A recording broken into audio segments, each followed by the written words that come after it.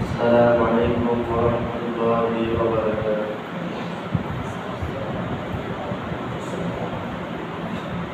الحمد لله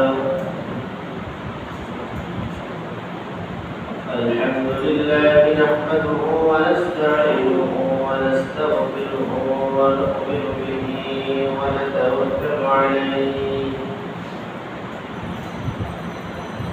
ونعوذ بالله من شرور أنفسنا ومن سيئات أعمالنا. من يهد الله فلا مضل له ومن يضلله فلا هادي له. ونشهد أن لا إله إلا الله وحده لا شريك له. ونشهد أن سيدنا وسندنا وحبيبنا ومولانا محمد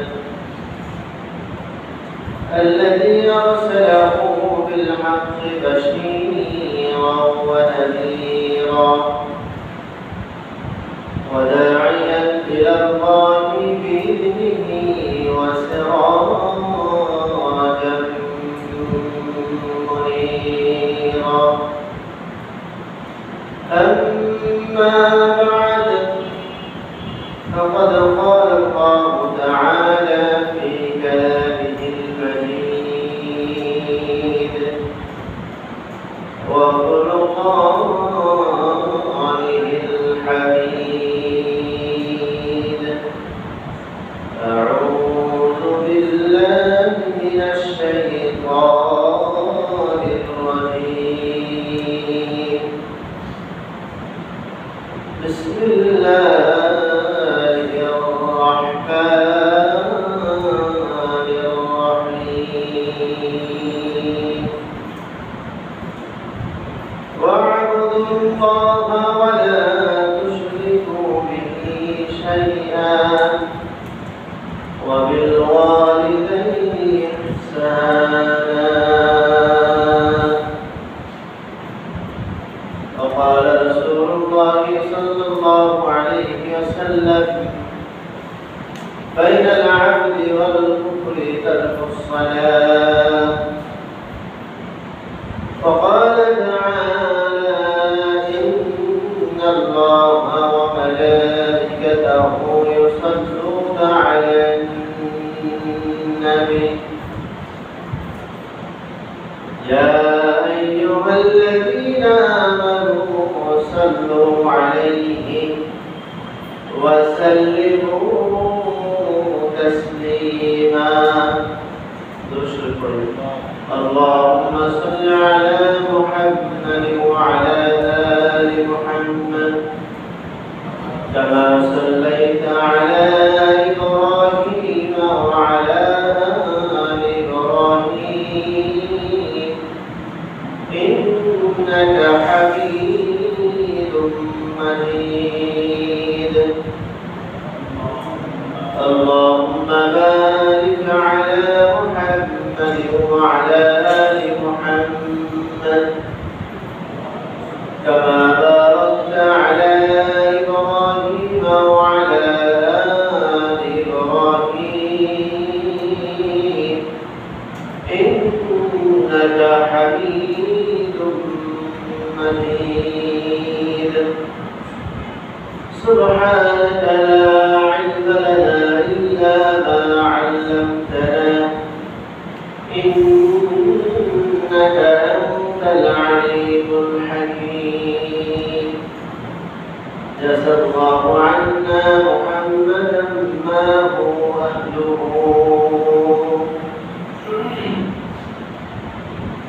الحمد لله আল্লাহ তাআলার দরবারে সকল সুজুদ আদায় করছি যে মহান রব্বুল ইজ্জত ওয়াল জালাল পবিত্র জুমার দিন জুমার নামাজ পড়ার জন্য আল্লাহ তাআলা দুনিয়ার সমস্ত কর্ম থেকে খালি হয়ে দুনিয়ার সমস্ত ঝামেলা থেকে মুক্ত হয়ে আল্লাহ তাআলা জামি মসজিদে আমাদেরকে জুমার নামাজ পড়ার জন্য আসার মতো তৌফিক দান করেছেন। এজন্য সকলে বলছি আলহামদুলিল্লাহ। দুরূদ ও সালাম পেশ করছি মহানবর দেশারে সাইয়্যিদুল কাওনাইন, আমার আপনার সকলের প্রাণ প্রিয় মানুষ জনাবে মুহাম্মদ রাসূলুল্লাহ সাল্লাল্লাহু আলাইহি ওয়াসাল্লাম।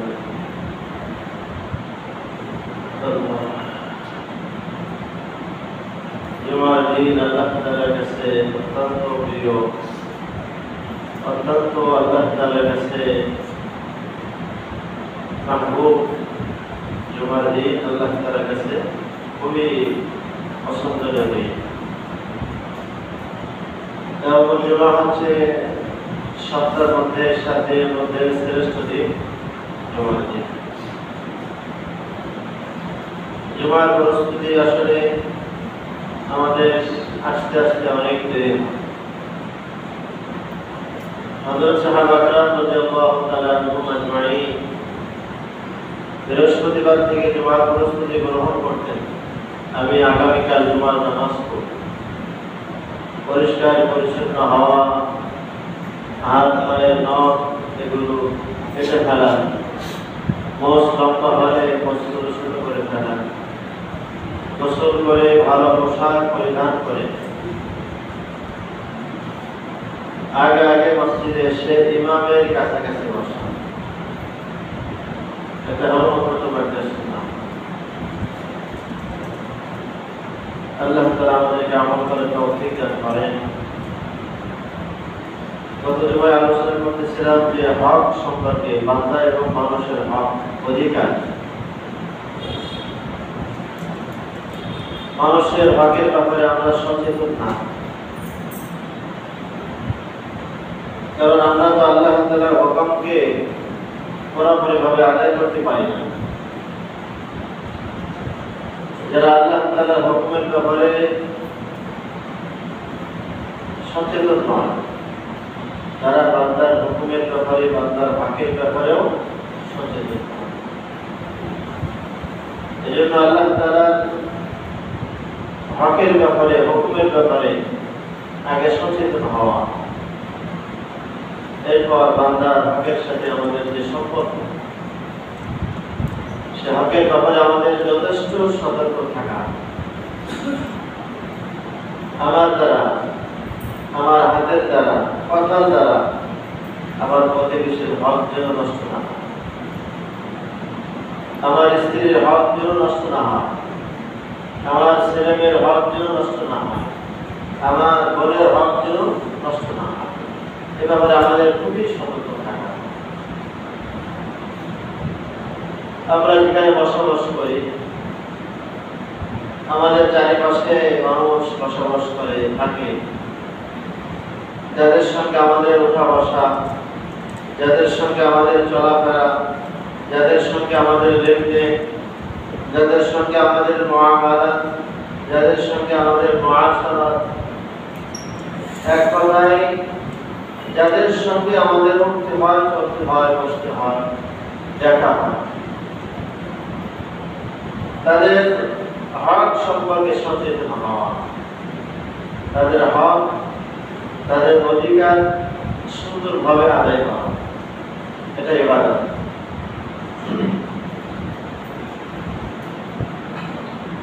আল্লাহ তাআলার হকের ব্যাপারে তো আসছে, আল্লাহ তাআলাই বলেছেন ওয়া'বুদুল্লাহ ওয়া লা তুশরিকু বিহি শাইআন ওয়া বিল ওয়ালিদাইনি ইহসানা।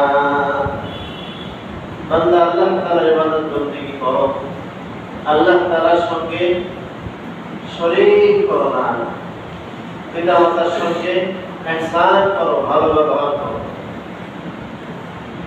এটা আল্লাহ তাআলার নির্দেশ। ওয়া'বুদুল্লাহ, আল্লাহর ইবাদত করো।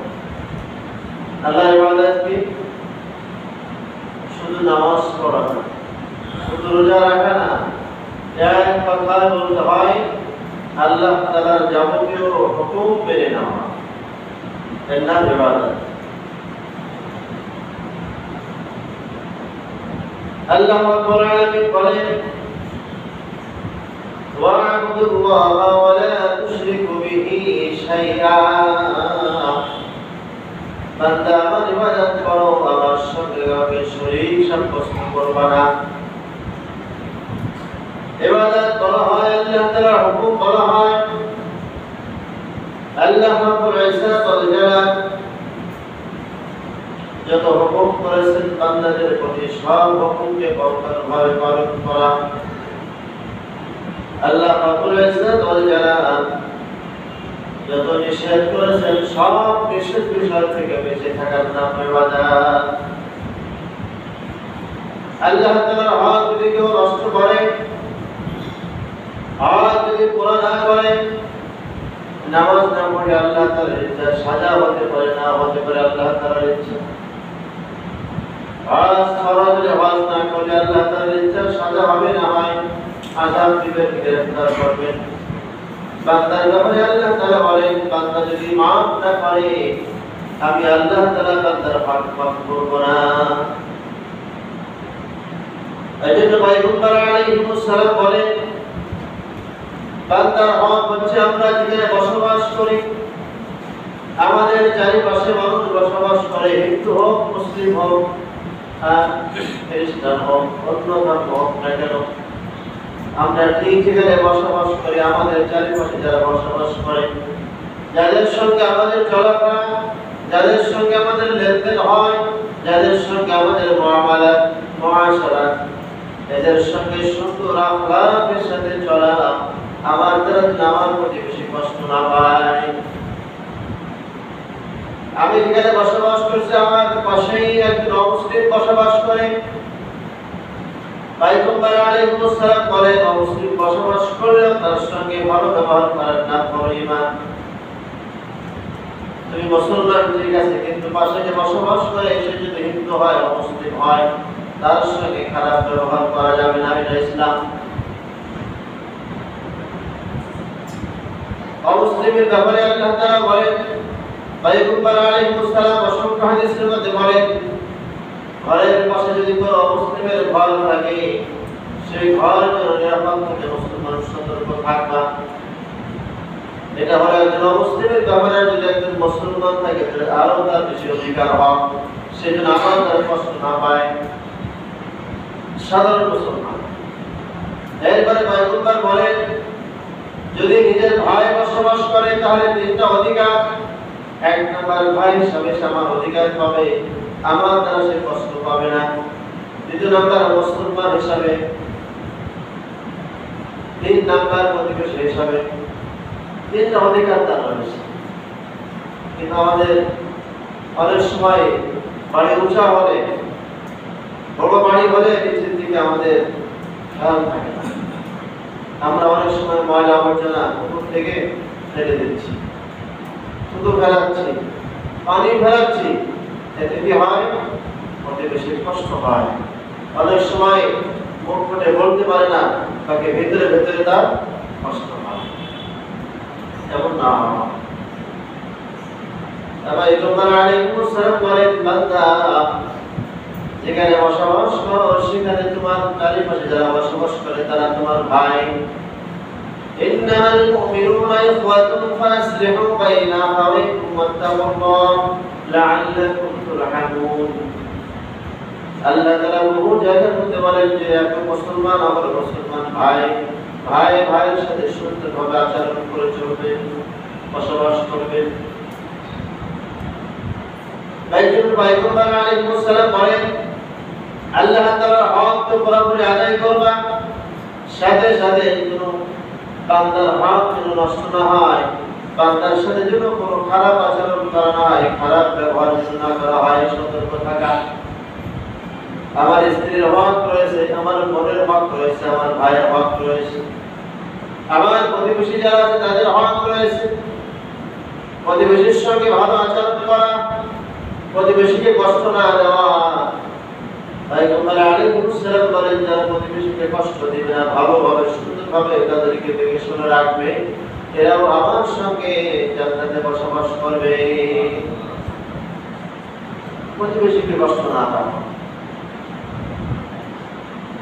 হক অনেক করে।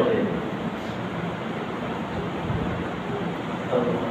বান্দার হক আর আল্লাহর হকের মধ্যে পার্থক্য হলো আল্লাহর হক তো আল্লাহ তাআলা মাফ করবে, বান্দার হক বান্দা না মাফ করলে মাফ করবে। এই জন্য বান্দার হকের ব্যাপারে যথেষ্ট সতর্ক থাকা। আমার কথার দ্বারা যেন আমার ভাই কষ্ট না পায়, আমার পাশে যে বসবাস করে আমার ব্যবহারের দ্বারা যেন কষ্ট না পায়। আল্লাহর হক নষ্ট করে গুনাহ করলে আল্লাহ তাআলার কাছে মাফ চাওয়া, ইস্তেগফার করা, তওবা করা। তওবার জন্য 5টা শর্ত রয়েছে। প্রথম শর্ত হলো গুনাহ স্বীকার করে আল্লাহ তাআলার কাছে মাফ চাওয়া। রব্বুল আলামিন মানুষের ওয়াসওয়াসায়, শয়তানের ওয়াসওয়াসায়, জিন্নাতের ওয়াসওয়াসায় আমি গুনাহ করেছি, নামাজ পড়তে পারি না, আমি হুকুম করা করতে পারি না, গুনাহ করেছি, আমি স্বীকার করে মাফ চাইতেছি, মাফ করো, আল্লাহ তাআলা মাফ করে দেবেন। দ্বিতীয় নাম্বার, মালিক আমি আপনার হুকুম করা না করতে পারি লজ্জিত হচ্ছি, আমার দ্বারা গুনার কাজ হয়ে গেছে, আমি লজ্জিত, অপমানিত হচ্ছে, আমি নিজেকে খুব ছোট মনে করি, লজ্জিত হওয়া। 3 নাম্বার, গুনাহ ছেড়ে দেওয়া, এই গুনাহ করব না, সাথে সাথে ছেড়ে দেওয়া। 4 নাম্বার, ভবিষ্যতে ওই গুনাহ আর না করার দৃঢ় প্রতিজ্ঞা করা, যে আর গুনাহ করব না। 5 নাম্বার, বান্দার যদি কোনো হকের সঙ্গে সম্পর্ক হয় সাথে সাথে বান্দার কাছে মাফ চেয়ে নেওয়া।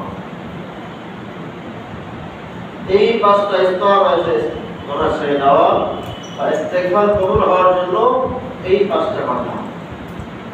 এখন আমরা এক জায়গায় বসবাস করি, 2 মুখ এক জায়গায় হলে তো আমাদের বিপদ হয়, গীবত করা মানুষের হক নষ্ট হয়, পরনিন্দা করলে মানুষের হক নষ্ট করা হয়। এই হকের ব্যাপারে আমাকে আপনাকে তার কাছ থেকে মাফ চেয়ে নিতে হবে যে আমি ভুল করেছি। এই জন্য পয়গম্বর আলাইহিস সালাম 5 নম্বর বলেন যে বান্দার হকের সাথে যেটা সম্পর্ক রয়েছে এই হকের ব্যাপারে যথেষ্ট সতর্ক থাকা, যাতে আমার দ্বারা আমার ভাইয়ের কষ্ট না হয়, আমার জবানের দ্বারা, আমার হাতের দ্বারা, আমার অর্থের দ্বারা, আমার ক্ষমতার দ্বারা যেন আমার ভাইয়ের কষ্ট না হয়। কষ্ট হলে, কষ্ট যদি আমি দিয়ে ফেলি, সাথে সাথে ইস্তেগফার করে আগেই ভাইয়ের কাছ থেকে মাফ চেয়ে নেওয়া। পয়গম্বর আলাইহিস সালাম বলেন গুনাহের জন্য, ইস্তেগফারের জন্য 5টা শর্ত। 5ম শর্ত হলো যদি কোনো বান্দার হকের সাথে হক নষ্ট করার ব্যাপারে যদি হয়ে থাকে, বান্দার কাছ থেকে আগে মাফ চেয়ে নেওয়া। বান্দা যদি মাফ করে দেয়, আমি আল্লাহ তাআলা মাফ করে দেব, বান্দা না মাফ করলে মাফ করে দেব। এখন আমি আপনি তো বান্দার কাছে মাফ চাচ্ছি না, মাফ হচ্ছে না, আমি দৈনন্দিন আমার কোনো না কোনো ভাইয়ের বিপদ করতেছি, শিকায়ত করি, পরনিন্দা করি, এগুলো ছেড়ে দেওয়া। সম্ভব হলে যাকেই বিপদ করেছিলাম, যার নামে, তার কাছে বলা ভাই ভুলবশত না জেনে আপনার নামে আমি বিপদ করেছি, আপনি আমাকে মাফ করে দেন। এই বলার দ্বারা নিজেকে ছোট করে হবে না, অনেক বড় হয়ে যাবে। এটা আমাদের হচ্ছে সমাজের অনেক জায়গায় হচ্ছে, বিশেষ করে চায়ের স্টলে, বিভিন্ন জায়গায় মানুষ 1 থেকে 2 জন এক জায়গায় হলেই এই কিবোর্ড কন্টেন্টটা শুরু হয়ে যায়। এটা মানুষের বান্দার হকের সাথে সম্পর্ক, এটা দ্বারা মানুষের হক নষ্ট হয়, সম্মানহানি হয়, ইজ্জত নষ্ট হয়। এই জন্য বান্দার কাছ থেকে মাফ চেয়ে নেওয়া, আল্লাহ তাআলা তৌফিক দান করেন। পয়গম্বর আলাইহিস সালাম বলেন এক মুসলমান অপর মুসলমানের সঙ্গে 6টা হক রয়েছে। আল মুসলিমু সিত্তা ফিসাল, প্রত্যেক মুসলমানের জন্য 6টা হক। এক মুসলমান আর এক মুসলমানের প্রতি 6টা হক রয়েছে। এই হক যদি মানুষ আদায় করে তো সে জীবন থেকেও বেঁচে যাবে, গুনাহ থেকেও বেঁচে যাবে। 1 নাম্বার, ইজা লাকুতুহু ফাসাল্লিম, যখন কোন মুসলমানের সঙ্গে মুসলমানের দেখা হবে আগে সালাম বলবে, আসসালামু আলাইকুম ওয়া রাহমাতুল্লাহ। ভাই কেমন আছেন? ছোট ভাই কেমন আছেন? ভালো তো ভাই, কেমন আছো? তাহলে আগে কথার আগে সালাম। পয়গম্বর আলাইহিস সালাম বলে একজন মুসলমান আবার মুসলমানের প্রতি 6টা হক, এটা বান্দার হক। আমার সঙ্গে আপনার সঙ্গে 6টা হক রয়েছে। এক নম্বরের মধ্যে ইযা লাকিতুহু ফাসাল্লিম, যখন দেখা হবে আগে সালাম, আসসালামু আলাইকুম ওয়া রাহমাতুল্লাহ। আমাদের উল্টা হয়, কেমন আছিস, আসসালামু আলাইকুম, এরকম কি হয়? এমন না, আগে আসসালামু আলাইকুম ওয়া রাহমাতুল্লাহ, কথার আগে সালাম। তারপর পয়গম্বর আলাইহিস সালাম বলেন যদি কোনো মুসলমানের মধ্যে 6টা গুণ চলে আসে, সিদ্দা ফিসাল, একজন মুসলমান আবার মুসলমানের 6টা হক, এই 6টা হক যদি সম্পূর্ণভাবে কেউ আমল করে তাহলে সে সব রকমের গুনাহ থেকে বেঁচে যাবে। এক নম্বর হলো ইযা লাকিতুহু ফাসাল্লিম, যখন মানুষ দেখা হবে আগে সালাম বলবে, আসসালামু আলাইকুম ওয়া রাহমাতুল্লাহ। সালাম বললে আদু আগে দুশ্মনীও দূর হয়ে যায়।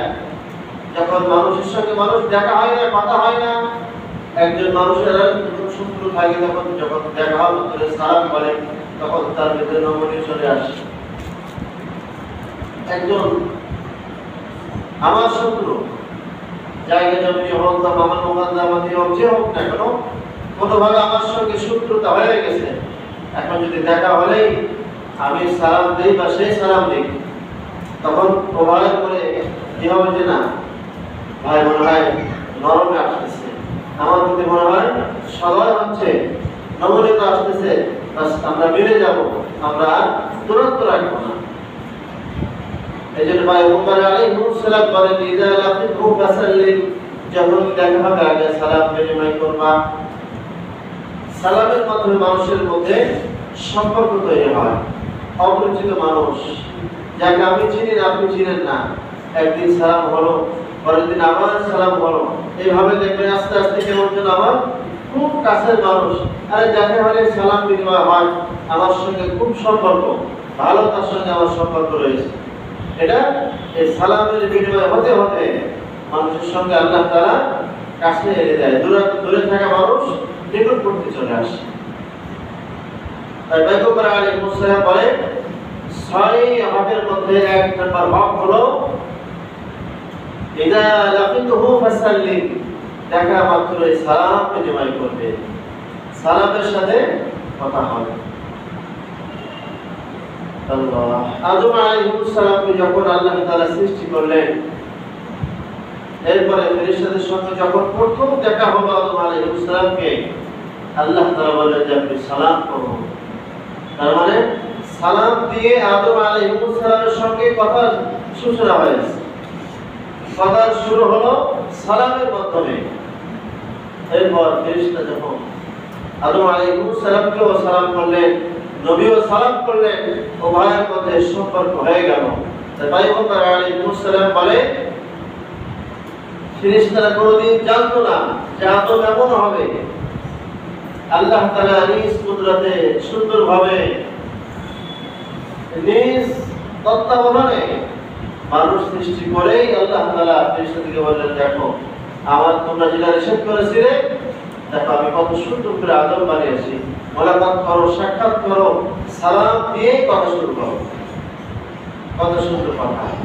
এই জন্য পয়গম্বর আলাইহিস সালাম বলে ইযা লাকিতুহু ফাসাল্লিম, যখন যার সঙ্গে দেখা হবে আগে সালাম বিনিময় করে কথা হবে।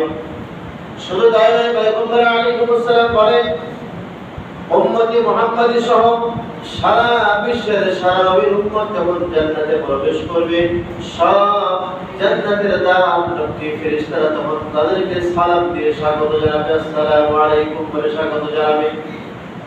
সালাম এমন শব্দ, সব দেশে একই, ইংরেজ হোক আর আপনার আরব কান্ট্রি হোক, যে হোক না কেন, সব দেশের মধ্যে সালাম বললে সবাই জবাব দেয়, উত্তর দেয়। তবে পয়গম্বর আলাইহিস সালাম বলেন সালাম এমন এক শব্দ যার অর্থ হলো শান্তি বর্ষিত হোক। একজন মুসলমান আর একজন মুসলমানকে যখন সালাম দিয়ে শুরু করে, আল্লাহ তাআলার ফেরেশতারা সাথে সাথে দোয়া করে, রব্বুল আলামিন এই ব্যক্তি অমুকের জন্য শান্তির জন্য দোয়া করেছে, আর জবাব দাতা বলছে ওয়া আলাইকুম আসসালাম ওয়া রাহমাতুল্লাহ। আল্লাহ তাআলা বলেন তাদের উভয়ের জন্য শান্তির ব্যবস্থা করা হোক, উভয়ের জন্য শান্তি। পয়গম্বর আলাইহিস সালাম বলেন শুধু তাই মানুষ যখন জান্নাতের মধ্যে প্রবেশ করবে, জান্নাতের দ্বাররক্ষী ফেরেশতারা প্রত্যেক জান্নাতীকে সালাম দিয়ে স্বাগত জানাবে। এজন্য দেখা হলে সালাম বিনিময় করা, সম্ভব হলে একটু মিষ্টি হাসি দেওয়া। অনেকে আছে খুব গম্ভীর ভাব নিয়ে সালাম দেয়, অনেকে সালাম দিতে চায় না, খালি দিতে চায়। এমন না, আমি সালাম দিব দেওয়ার অভ্যাস করা। অনেকে আছে সালাম নেওয়ার জন্য বসে থাকে, আমাকে হুজুরা সালাম দিন, একজন মুসলিম আমাকে সালাম দিন, হাজী সাহেব আমাকে সালাম দিন, না আমি দেব। পয়গম্বর আলাইহিস সালাম বলেন যে আগে সালাম দিবে অহংকার থেকে মুক্ত, আগে সালাম দিয়ে তাকাব্বুর থাকে না। সালাম দেওয়ার অভ্যাস যাদের আছে এদের মধ্যে অহংকার দিলের মধ্যে বাসা বাঁধছে। আর আমি সালাম দেব কেন? খালেদ সে আমাকে সালাম দেবে, মুয়াজ্জিন আমাকে সালাম দেবে, ইমাম আমাকে সালাম দেবে কেন? তার মানে দিলের মধ্যে অহংকার বাসা বাঁধছে। এটা শুধু আমাদের কথা বলে হবে সারা মানুষের মধ্যে। এজন্য ছোট হোক বড় হোক আমি আগে সালাম দেব, তাহলে আমি অহংকার থেকে মুক্ত হয়ে যাব। পয়গম্বর আলাইহিস সালাম বলেন মুসলমানের প্রতি ৬টা হক। এক নাম্বার হক হলো ইযা লাকিতুহু ফাসাল্লিম, দেখা হলে আগে সালাম। সালামের অনেক কথা আছে, সংক্ষেপ কথা, মুরাক্কাস কথাগুলো বললাম। আগে সালাম দিলে অহংকার থেকে বাঁচা যাবে, আগে সালাম দিলে আমার প্রতি আগে রহমত আসবে, এরপরে জবাব দিলে তার প্রতি আসবে। তার মানে আমি রহমতের দোয়া করেছি, সে জবাব দিয়েছে, আমার কারণে তার প্রতি আসতেছে। এজন্য আগে সালাম দেওয়া অভ্যাস করা। ফেরেশতারাও নবী আলাইহিস সালামকে, আদম আলাইহিস সালামকে আগে সালাম দিয়েছেন। জান্নাতের মধ্যে মানুষ যখন প্রবেশ করবে তখন জান্নাতীরাও ফেরেশতারাও জান্নাতীকে সালাম দিয়ে আগে স্বাগত জানে, এরপরে দরজা খুলবে। এজন্য সালাম অন্যতম একটি ইসলামের শিয়ার, একটা নমুনা। এজন্য আমরা সালামের অভ্যাস করতে বেশি বেশি করবো। ওয়াইদা হাইয়ুতুম বিতাহিয়াতিন ফাহাইয়ু বিআহসানা মিনহা আও রুদ্দুহা। সালামের ব্যাপারে আয়াত আসছে যে সালাম যদি বলে আসসালামু আলাইকুম, জবাব বলবে ওয়া আলাইকুমুস সালাম ওয়া রাহমাতুল্লাহ। যদি সালাম দাদা বলে আসসালামু আলাইকুম ওয়া রাহমাতুল্লাহ, সম্ভব হলে জবাব যদি দিবেন তিনি বলবেন ওয়া আলাইকুমুস সালাম ওয়া রাহমাতুল্লাহি ওয়া বারাকাতুহু। এরপরে একটু বেশি হাসি দেওয়া, এটা সুন্দর। মিষ্টি হাসি দিলে মনে হয় যেন আমাকে সে চিনে, পরিচিত হোক অপরিচিত হোক। অনেকে আসে দেখবেন সালাম দিয়ে ভালো করে জিজ্ঞেস করে আর একটু হাসি দেয়, মনে হয় আমার সঙ্গে তার সম্পর্ক রয়েছে। আসলে আমাকে চিনে না, সেও আমাকে চিনে না। এই সালাম হতে হতে সালাম বিনিময় করতে করতে একদিন সুন্দর পরিচয় হয়ে যায়। দ্বিতীয় নাম্বার হক হলো, দ্বিতীয় নাম্বার ফাসলাত হলো ওয়াইদা দাওয়াকা ফাজিবহু। যদি কোনো মুসলমানকে দাওয়াত করে তখন তাকে গ্রহণ করা ওয়াজিব। দাওয়াতের ব্যাপারে আমাদের সতর্ক থাকা, অমুসলিমের দাওয়াত গ্রহণ করা যাবে না। দাওয়াত গ্রহণ করে এমন জায়গায় আমি ভাবতেছি সেখানে নাচ গান হবে, বাদ্যযন্ত্র হবে, বিভিন্ন গুনাহের আসর হবে, এই দাওয়াতের শরীক না হওয়া। তাহলে আমাদের সমাজের মধ্যে দাওয়াত আসে গায়ে হলুদের, আজিব কাণ্ড, যেটা সম্পূর্ণ শরিয়াত বিরোধী। গায়ে হলুদ একদম অইসলামিক কাজ। সেখানে আরেকজন হাজী সাহেবকে, আরেকজন মুসলমানকে দাওয়াত করতেছে, উনি খুব সাদরে গ্রহণ করে ভালো সাজ সজ্জা করে আসতেছে, এটা আসা ঠিক না। ওইটা যদি কোনো মুসলমান দাওয়াত করে তো দাওয়াত গ্রহণ করতে হবে, কবুল করতে হবে, তবে লক্ষণীয় হলো সে যেন অমুসলিমের কোনো দাওয়াত না হয়, হিন্দুদের কোনো দাওয়াত না হয়, এবং দাওয়াতের মাঝে যদি নাচ গান বাদ্যযন্ত্র হয় সেখানে মুসলমান নামাজি মানুষ যাবে না, সে অনুষ্ঠানে শরীক হওয়া যাবে না। তিন নম্বর কথা, যদি কোনো মুসলমান পরামর্শ চায়, পরামর্শ চাইলে তার কল্যাণকামী হওয়া, এটা হক, তার হক। আমাদের সমাজে এখানে মানুষ এই সুযোগটা কাজে লাগায় বেশি।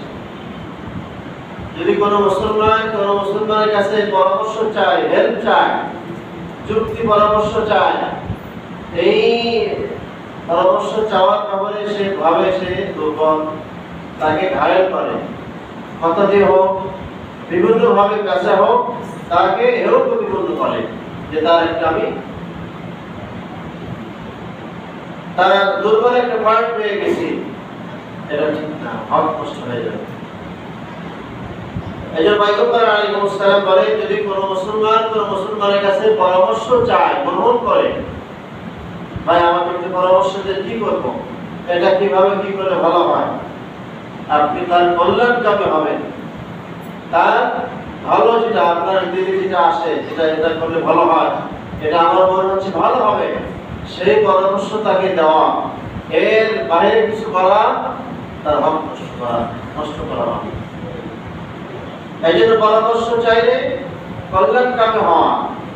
এখানে আমাদের অনেকে আছে, আমাদের এখানে আছে জানি না, পরামর্শ চাইলে তার পাঁচ দেওয়ার জন্য, আরো সহজ বাংলারও পাঁচ দেওয়ার জন্য সহজ হয়ে যায়, যে তার একটা দুর্বল পয়েন্ট পেয়ে গেছে, একে ঘায়েল করতে হবে, এটা না, এটা ভাইয়ের হক নষ্ট হবে।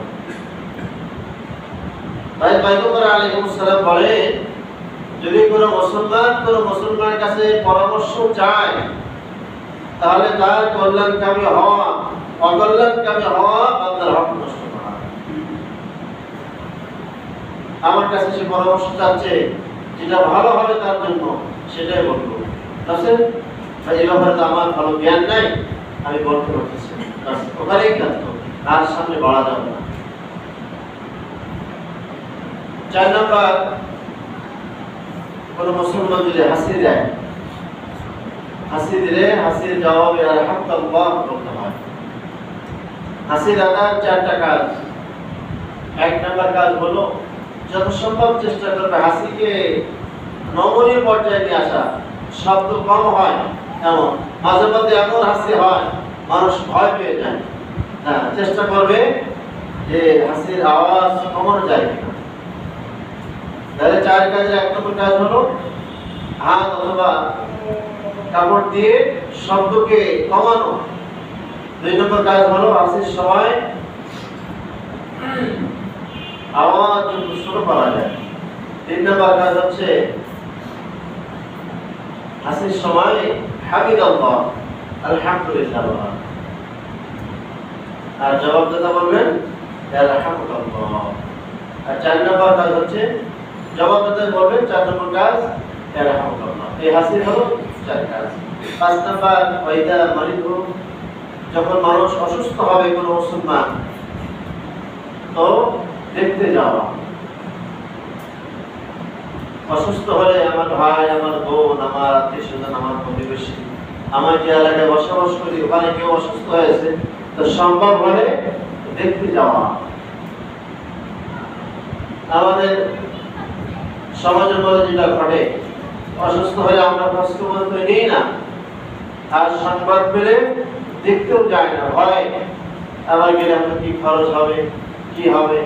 অথচ পয়গম্বর আলাইহিস সালাম কত সুন্দর করে বলেন, যখন কোনো মুসলমান অসুস্থ হবে, আর এক মুসলমান যদি ওই মুসলমানের খোঁজ খবর নেওয়ার জন্য বাড়ি থেকে বের হয়, সাপোজ আমাদের সিটি মেডিকেলে কেউ রোগী ভর্তি আছে, আমরা যদি এখান থেকে বের হয়ে দেখতে যাওয়ার জন্য বের হয়ে যায়, পয়গম্বর আলাইহিস সালাম বলেন, বাড়ি থেকে বের হওয়া মাত্রই সে যেন জান্নাতের পথে হাঁটতেছে।